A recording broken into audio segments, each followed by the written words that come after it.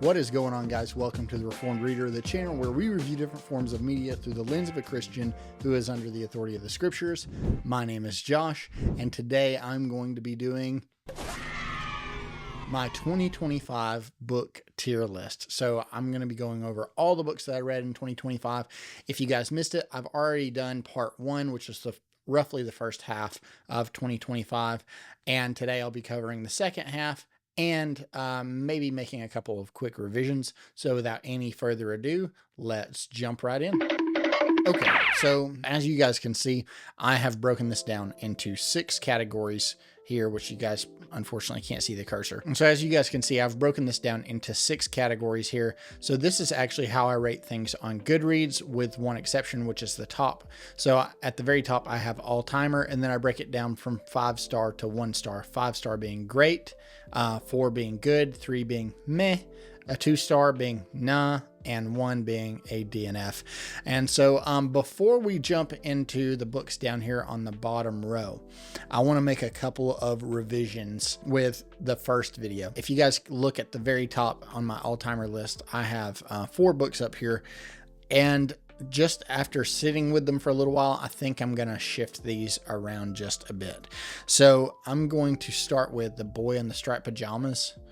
I'm actually going to move this down to a 5-star read, and I'm going to put it, I'm probably going to put this at the front, because I actually I'm basing this list off of enjoyment. And so I would say, I enjoyed The Boy in the Striped Pajamas more. It's not a book that you necessarily enjoy reading, but it had a much greater impact on me than Red Rising or Golden Sun did. And so in the same vein, I'm going to take Garden in the Garden, and I'm also going to shift it down, and I'm going to put it right behind The Boy in the Striped Pajamas. So that's where we're going to start, is by moving those 2 in particular.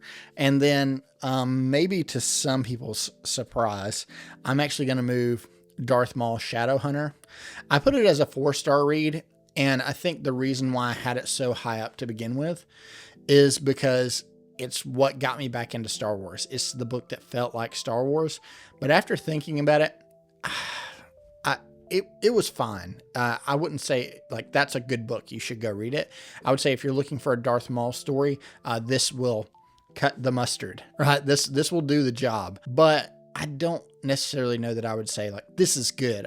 It was pretty good, but there were certainly parts that were meh for me. So I'm actually going to bump this down and put it in front of Fury of the Gods. And then the last revision that I have, probably if you're looking at this list, is going to come as a surprise to probably nobody, and that is Empire of Silence. And I'm going to bump this up to a 5-star read.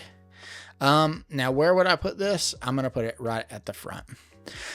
So yeah, Empire of Silence by itself is probably a 4-star read, but now that I have all the context, and I really understand what Rakia was doing, yeah, it's certainly a 5-star read for me. So I am actually going to move that one up, and that one probably will surprise a few of you. Now, if you look down here at the bottom of the screen, I've got the books listed in the order that I read them, and so that's how we're going to go over them, starting with Hidden Pictures by Jason Rekulak. I'm going to try not to spend too much time on each of these books because there's 20 of them, so I'm going to try to spend less than a minute on each one.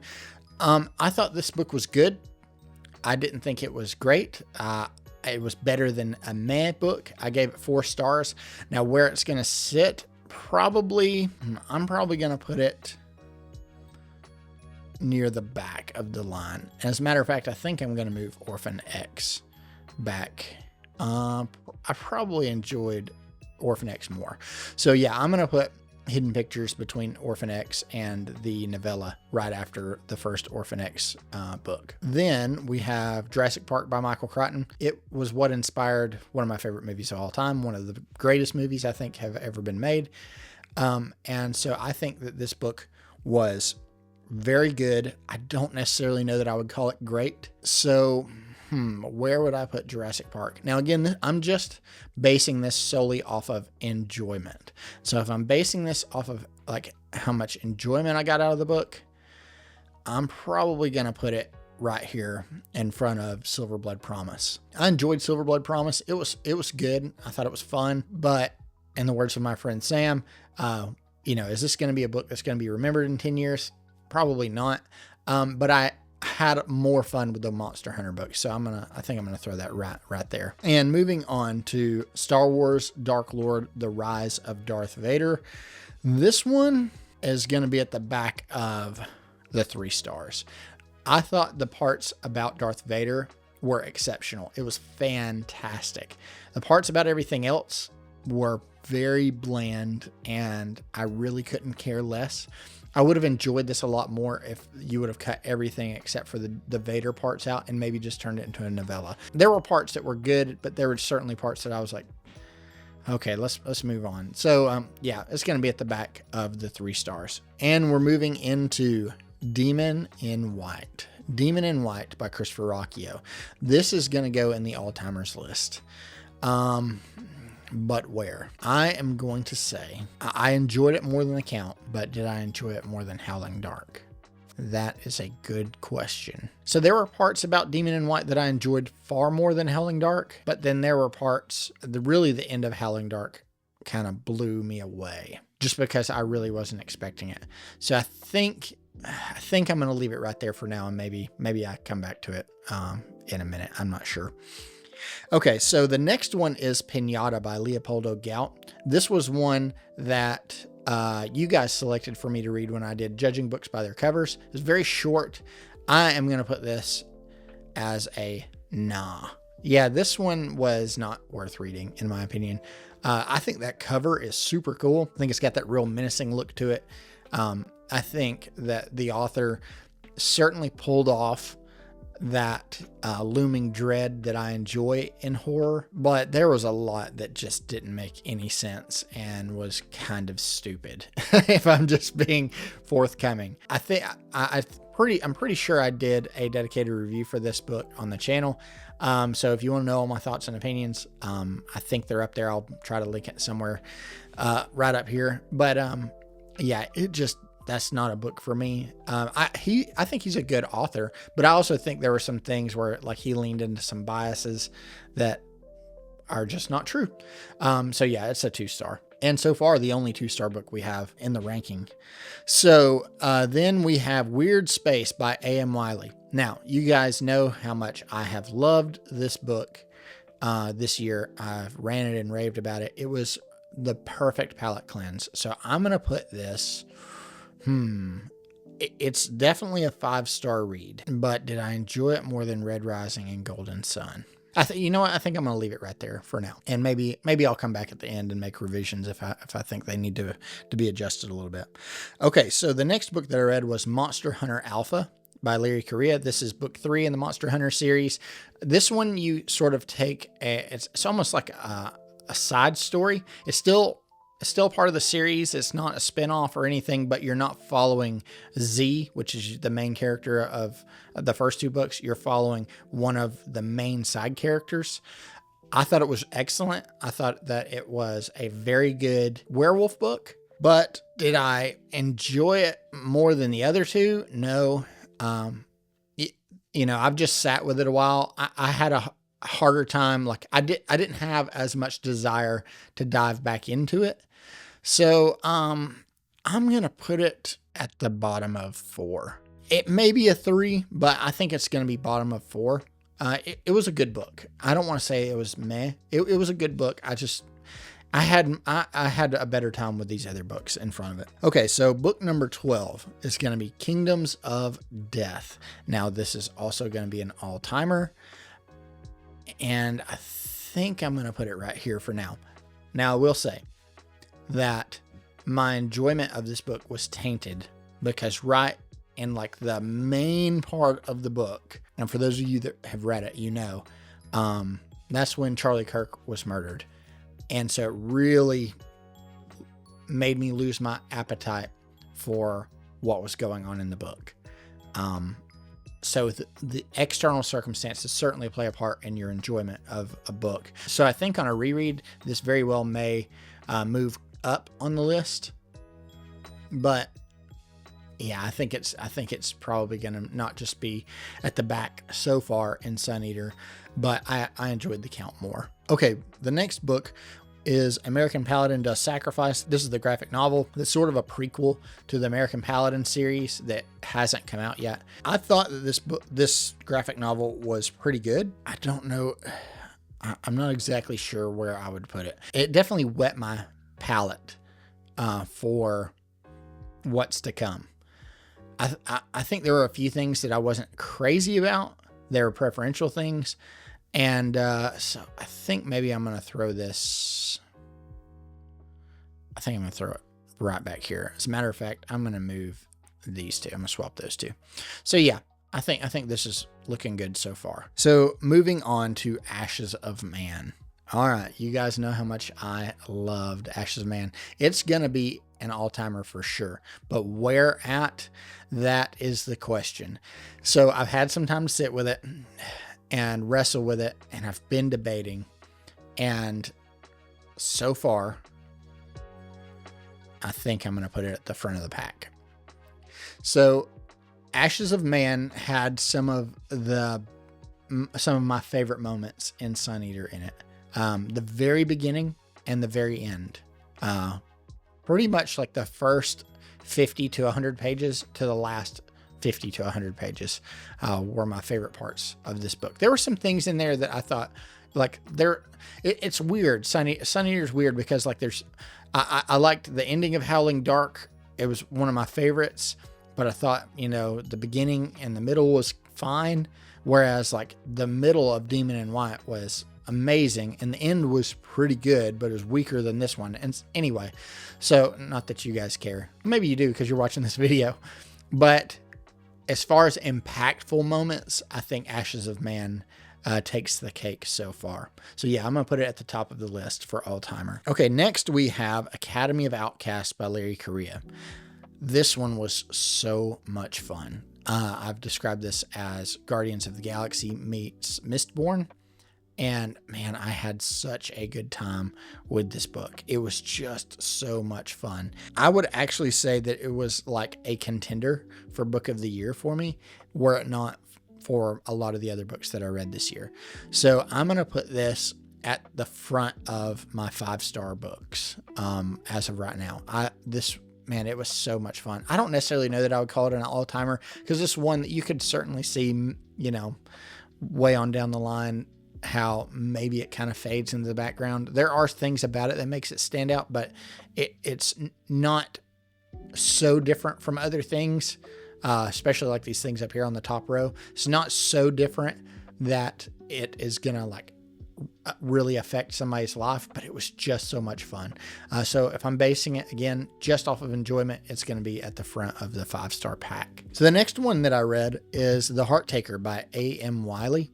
Now again, you guys know how much I've enjoyed Mr. Wiley's books, and I read a lot of these actually in October, the past couple. And this was another one. I really wanted like a spooky read, and this just fit the bill. There were some things that I preferred about like weird space and things, to this one. So I don't know that I would give it a 5-star. It's close.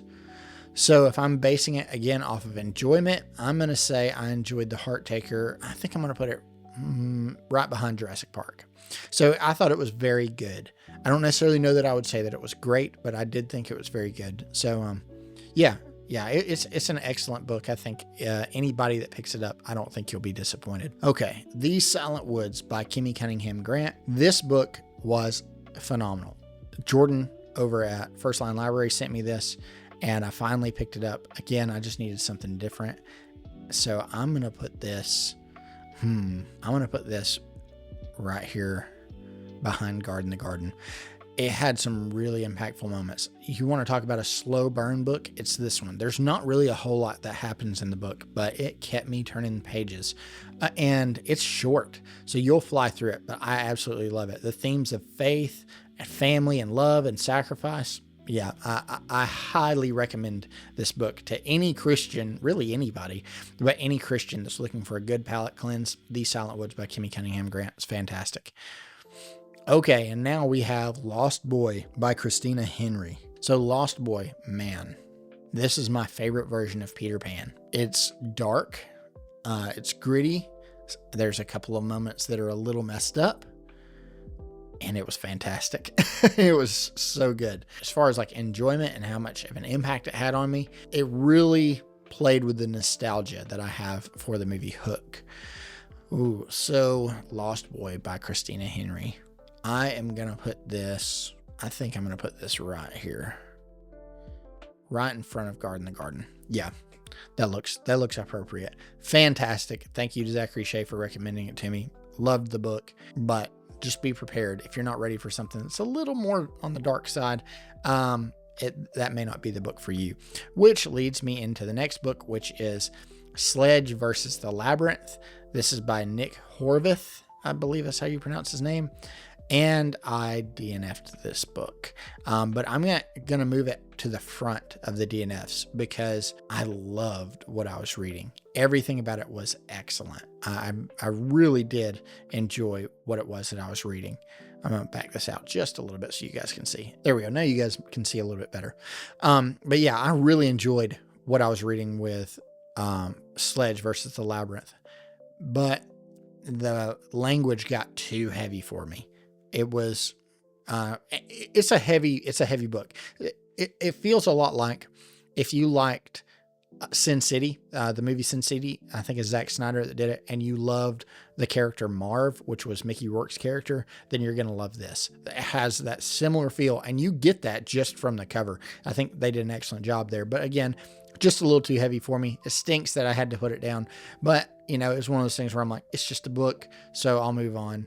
Also, I've talked a little bit about it, but got to have a conversation with the author, a brief one, over X, and it was hilarious. He's a super nice guy, but yeah, that just wasn't a book that worked for me. So the next book on the list is The Terminal List by Jack Carr. So this is book 1 in the Terminal List series. I had a lot of fun with this one. This one came highly recommended to me by 3 people. One was Jordan over First Line Library. The other is Samwise. And the third was Doug over at Faith and Fiction Book Club. They all recommended this to me. So it's a great palate cleanse. Changes things up. They said if I liked Orphan X that I would like this. And they were right. So as far as like how much enjoyment I got out of it, I'm going to say I thought the book was good. I don't know that I'll put it in the great category. So I'm going to put it right behind Orphan X. It had a couple of rough edges, nothing bad. I think there were parts that we really slowed down at that I wish we would have picked it up, and there were parts that we sped through that I wish we would have slowed down. But it does give me a lot of encouragement and desire to continue on in the series. The next book is going to be Disquiet Gods by Christopher Ruocchio. Again, this is going to go in the all-timer list. Surprise, surprise. So yeah, this is going to go in the all-timer list, but where on the list? At the time of recording it, you know, I was saying Ashes of Man was my favorite, but I may put it in front of Ashes of Man. I think you could swap these two around, and, you know, I would be perfectly happy with either one of these. As far as emotional impact, I think Ashes of Man takes the cake. But as far as how impactful the story is, I think Disquiet Gods takes the lead there. And keep in mind that all of these are close. Like, I would say every one of these is a very close front. Like, every single one of these could have been Book of the Year for me so far. But yeah, Disquiet Gods, chapters 37 through 43 are probably my favorite section of Sun Eater. Of the entire series. Yeah, it's a wild story. I mean, I don't have to tell you guys any more about Sun Eater. It's great. Pick it up, read it. The next one, Ordinary Grace by William Kent Kruger. Man, this book wrecked me. This gives a lot of, like, for anybody that like Boy's Life, you're absolutely going to love this. There is a scene in this book that made me put the book down, and I had to wait a couple days to come back to it, about a day and a half to come back to it, because it was so heavy and it just weighed on me. And like, I'm not even afraid to tell you, like, the waterworks were going. I mean, it was rough. That was a rough. But anyway, it's a fantastic book. So this one is one that will absolutely stick with me, and that I will probably never forget. So it's going to go in the all-timer list. Where? Ooh. I'm going to put it Where would I put this? Ordinary Grace. Man. I'm going to put it right here. Again, these could be moved around, but, and it's another one that could have made, like, it would have been, if I would have read each of these books individually in different years, each one of these would have made Book of the Year. So to have so far, 7 books of my all-time favorite books in 1 year, had a pretty good year. So this leads me into Weird Space 2, Dawn of the Warriors. Loved book 1. Really liked book 2. I think book 1 eked it out.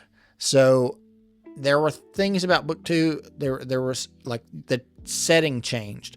So this isn't this isn't me knocking the author at all by any means, but I'm such a sucker for like small town USA. And so this one, we have other settings, and I'll just the cover should give it away. So there's other settings involved. So yeah, this one, I thought it was really good. I think that there's just something about the first book, that eked it out. And so I'm going to put it, let's see. Yeah, I'm going to put it right here, right behind Pines. So it's pretty close. Like, I think any of these first few books could have made it up here. It just depends on when you ask me. So I thought it was very good, but I am really looking forward to book 3 when it comes out.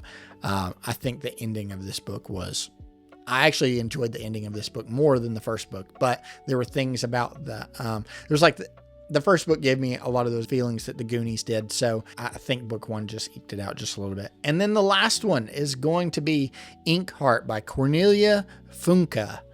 This was one that was recommended to me by Zeke. Hello, my friend. Hope you're doing well. And Zeke was part of the group chat that we did, and everybody pitched me a book, and Inkheart was the one that I selected, just based off of the description. I thought it was very good, but I don't think that I'm the target audience for it. This is certainly it's a middle grade book. And so I think this is great for anybody coming off the heels of like Harry Potter. I don't want to say dark because that makes it sound like it's dark. It's not dark, but it is just it's a grittier fairy tale type story. Like, it's like a grittier urban fairy tale. I thought it was very good, but again, I just wasn't the target audience for it.